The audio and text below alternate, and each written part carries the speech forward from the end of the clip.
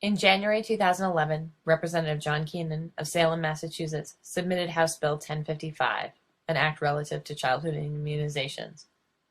Currently in the state, medical and religious exemptions exist. This legislation would add parent choice to those options. The following are recordings of testimony given on June 28, 2011, in support of House Bill 1055. Edward Jenner, Jonas Salk, Louis Pasteur. These were all inventors of the amazing vaccines that helped stop the spread of deadly diseases. These were great inventions created with greater intentions. However, I am sure these inventors would not be impressed by the fact that children are being denied the right to attend school because of their innovations. My name is Amaya and I am 10 years old. I am here to share the experience as the sibling of a vaccine-injured autistic child. In support of House Bill 1055, we didn't want to inundate you with testimony, so we just wanted you to see that there was lots of other concerned citizens here. In case you were wondering, the yellow feathers are canary feathers, or symbolic of canary feathers, because we are representing the canaries in the coal mine, the children whose voices have been silenced by chronic disease and injury. My name is Allison Chapman, and I have 3 beautiful children, all of whom who have had some various reaction to vaccines. My name is Dr. Janet Levitin, and I come to speak to you today as a clinician. I've been a pediatrician since 1982, and I've had My name is Mish Michaels. I've worked as a broadcast meteorologist in the Boston television market for almost 2 decades. I'm no longer storm chasing these days. I'm chasing around a happy and healthy 4-year-old. Here, my name is Erin Williams, and unlike a lot of people in this room, my child is not autistic. My child does have 5 of the contraindications and precautions that the CDC outlines for vaccines. My name is Cynthia Moore, and I am a former executive, former special education advocate, and currently a disabled person. I'm also the parent of a 12-year-old child who has autism.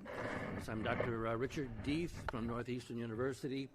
I'm a neuropharmacologist, and I appreciate the opportunity to talk to you about some of the research that we've done. From within my news department at WBZ, I began to present the scientific research that was current and recent and new to news management. I also began to present them stories of vaccine-damaged children that I had come across in my scientific investigations. What I was told time and time again is that there is no story, that the science is settled, that there's no reason to present stories of this nature on TV because simply these are fringe stories. This is not representing the masses. And to me, it was surprising because I thought the media was supposed to be a voice of the people. And clearly at that point in my newsroom, it was not acting as a voice of the people. Each time he got a shot, he got another fever, his issues got worse.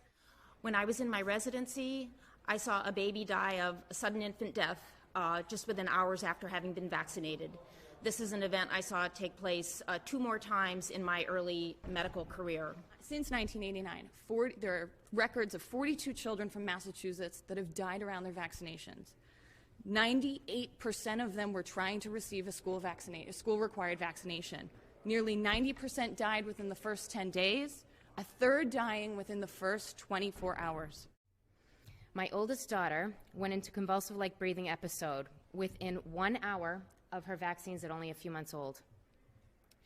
I too am affected by the vaccines I received, and as a result of which I have severe asthma and allergies. This year alone, 120 Massachusetts children have had severe reactions. 47 ER visits, 11 hospitalizations, 1 child spending 60 days in the hospital with life-threatening complications of cardiac arrest and cerebral hemorrhage. Fevers should have made me realize that vaccines are not right for everyone and that my kids clearly were in that category. But unfortunately, I had to witness my son's reactions turn into absence seizures, GI pain, food allergies, no sleep, change in personalities. It often seemed like he was high or high on drugs or something. He just was altered. This is Ryan, hours after his MMR, the last day that he was a neurotypical child. 15 months, we got his MMR. I remember him not sleeping that night, crying and waking up with a very toxic smelling diaper. I also remember 48 hours later, he had a 105-degree temperature. 3 days after that, he had a full body rash. He's still no sleep. Toxic diapers were non-stop. I lifted up his shirt to see a midsection rash all over him. He started staring episodes, which we later realized were absence seizures. This is Holden wearing a helmet because he has a seizure disorder. And to add insult to injury, one of his seizure meds made him worse. At 18 months, we discussed some of the changes, but his gross motor skills were still really good, so we gave him his 18-month shots. The next day, he stopped calling me Mommy. He stopped wanting to be in the same room with his father, and he stopped following his sister around. By 2, everything was gone. And this is Nicholas, Allison McNeil's son. Explosive diarrhea within hours of his 15-month vaccines. One thing he's able to tell me and his teachers every day: head hurts. Head hurts. Head hurts. Children's Hospital, please. Milk allergy. Milk proteins exist in DPT. The influenza and the H1N1 vaccines, as well as MMR, also have eggs in them.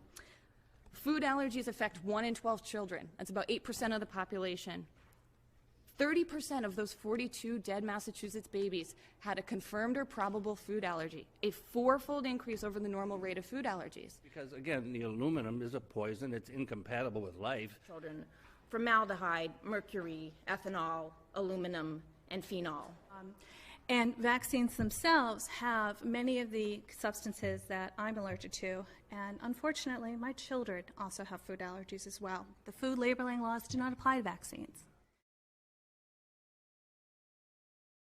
Here, 12 studies published that show that children with autism have a decrease in their blood levels of the antioxidant. It's called glutathione. This is not. How would somebody end up with a problem with not enough antioxidant, and how could it lead to autism? Well, as it turns out, vaccines and the vaccination process, but also in particular the so-called adjuvants in vaccines that make them work better, things like aluminum, cause a decrease in antioxidant. That's how they make the vaccines work better, is by causing antioxidant effects at the sites of vaccination, and these end up being systemic results as well. 2011, there was a paper that was published in the PACE Environmental Law Review. It's in the booklets that have been presented to you. It states that the investigation showed that children who are compensated by the U.S. government, there are dozens of them that actually have autism who went through the vaccine court and are being compensated by our U.S. government. Most of the epidemiology out there will not ever pick up the subset of children that will react to these vaccines. Each of the individuals that get vaccinated, they have responses each time they're vaccinated, and those are cumulative, but vaccine safety does not require cumulative testing, and even the testing for single vaccines is very limited in terms of their safety. So vaccine, good concept. Is it ideally pursued right now? I don't think so, and I think there are limits that we have to understand and know about in order to have the right balance between their benefits and their risks. It is a vast and uncontrolled human experiment on a generation of children. We simply don't know the 26 doses of 9 different vaccines in the first year of life, whether that improves total health outcomes or not. Routine immunization has something to do with these chronic diseases that we are seeing in our children. Closing, if you only remember 2 things from my testimony, please remember this. Vermont is the healthiest state in the nation and has philosophical exemptions. In 2002, Texas passed philosophical exemptions and saw nearly all of their school-required vaccine coverage rates go up, an average of 4%, maximum of 9%. Massachusetts Supreme Court held that parents have the right to withhold unwanted medical treatment on behalf of their child. Better answers. I think every parent has the right, responsibility, and should have the authority to make health choices about their children. So I encourage the committee to endorse this bill and the legislature to pass the bill that will allow people to decline on vaccines or delay vaccines, not only due to their religious beliefs, but because of perhaps their ethical beliefs, their moral beliefs, their lifestyle, their philosophy, their conscience. It's a fundamental human right to control your own health in that regard. Medical procedures are never one size fits all, and parents must be given the rights to protect their own individual children's interests. No one else protects your children's interests but the parent. And all we are asking you to do as parents, as citizens, as representatives of injured children, is to allow parents to make a choice about medical procedures that are performed on their children in order that they may participate in the most fundamental right of citizenship, which is the school system. Thank you very much. That if the people don't have a voice, you must give them choice. Statement. In other countries, America has often been called the land of opportunities. Is it really an opportunity that children who have not been vaccinated cannot go to school? I believe every child has the right to attend school. If this is a free country, why don't the parents in America have the right to choose whether or not to vaccinate their children? Please help us pass Bill H-1055 so every child can attend school regardless of their vaccination status. Thank you.